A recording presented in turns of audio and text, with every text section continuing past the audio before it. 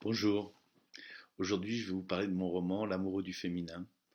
Ce roman est le fruit d'expériences de toute une vie sur le cheminement du bonheur.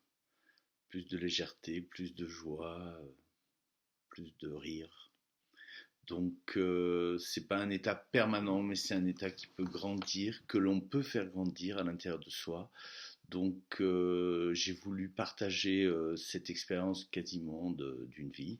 Et pour cela, j'ai écrit ce roman, L'amoureux du féminin, euh, qui, qui reprend, je dirais, les expériences sous forme romancée pour que ça soit ludique, facile à lire, et qui parle de tous les sujets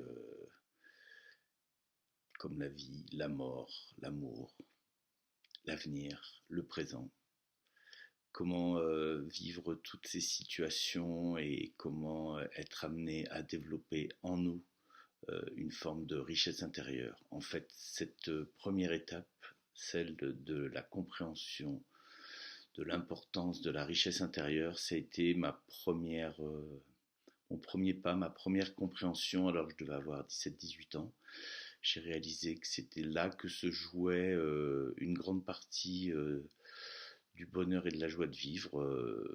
À l'époque, c'était pas simple pour moi de me situer dans cette société.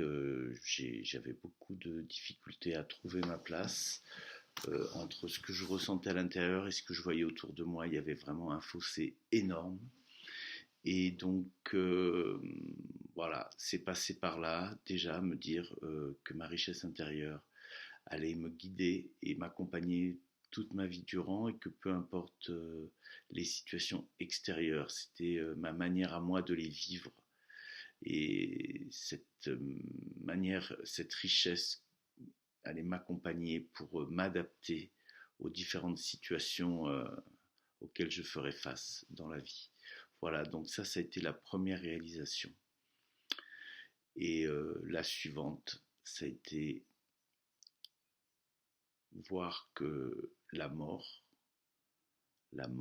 pouvait arriver à chaque instant. Je l'ai retrouvé bien des années plus tard chez les Tibétains, sous forme de l'impermanence, réaliser qu'en fait, cette vie est volatile, qu'elle peut disparaître à chaque instant. Et moi, ça a été à 19 ans que j'ai eu cette réalisation à un moment où je n'avais plus aucun désir de vivre, où l'avenir était tellement sombre, tellement lourd à porter, tellement sans issue que je n'avais plus aucun désir de vivre.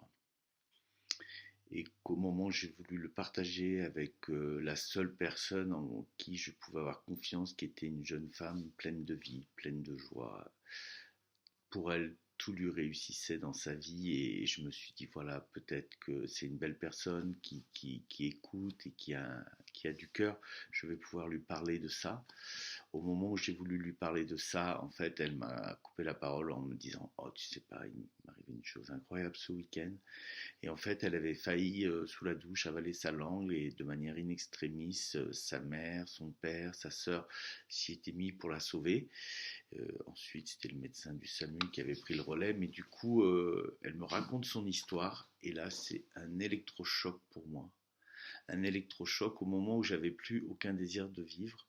Cette personne juste me mettait en face de moi le fait que la mort pourrait arriver à chaque instant.